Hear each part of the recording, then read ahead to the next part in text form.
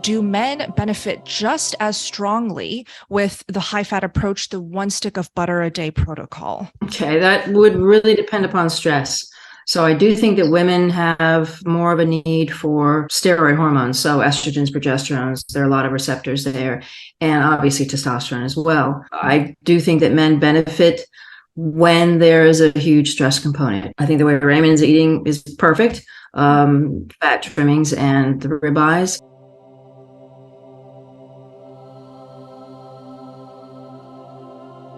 I don't think that every male needs as much fat possibly as women do.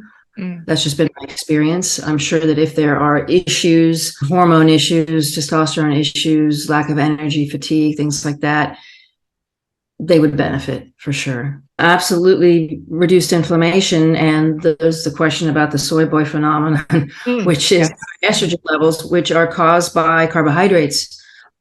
So you remove the carbohydrates, you will lower estrogen. I would say unnaturally high estrogen levels. We have a lot of young men around here who eat a 100% carb diet, and they're looking that way when they reach adolescence. So adolescence, when the body is forming sexual characteristics, there's a whole lot of carbohydrate in the diet. The body will use that, and they will form anomalous sexual characteristics, which is fat adipose tissue in the pectoral area.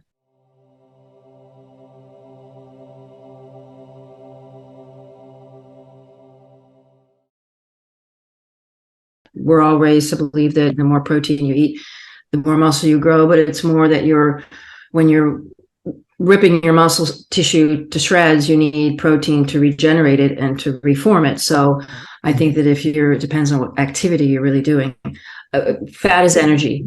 So I think that if things are running smoothly, the muscle that protein you do eat, it won't be used for energy. It will be more easily, it will become muscle because you have fat for energy. You're not turning it into glucose as you would if there were no fat.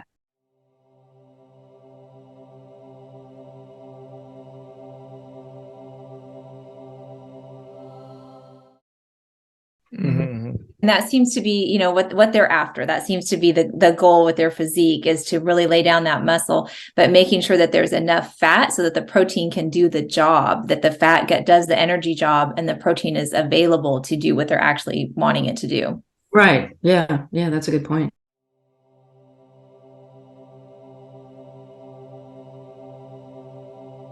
More carbs. We know that excess carbohydrate increases estrogen levels.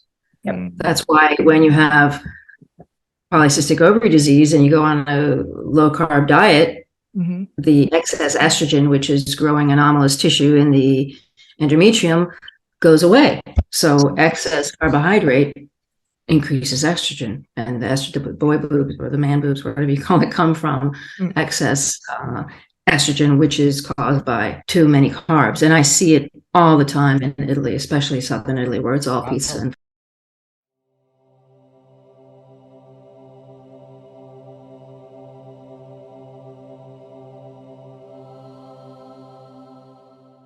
if your parents ate a ton of carbs, you are epigenetically predisposed towards getting diabetes. So if your parents ate a lot of carbs, if they have sort of excess estrogen, that adolescent boy, his friend might be skinny as a rail and not have any and eat the same food, but that boy will have adipose tissue because of excess estrogen.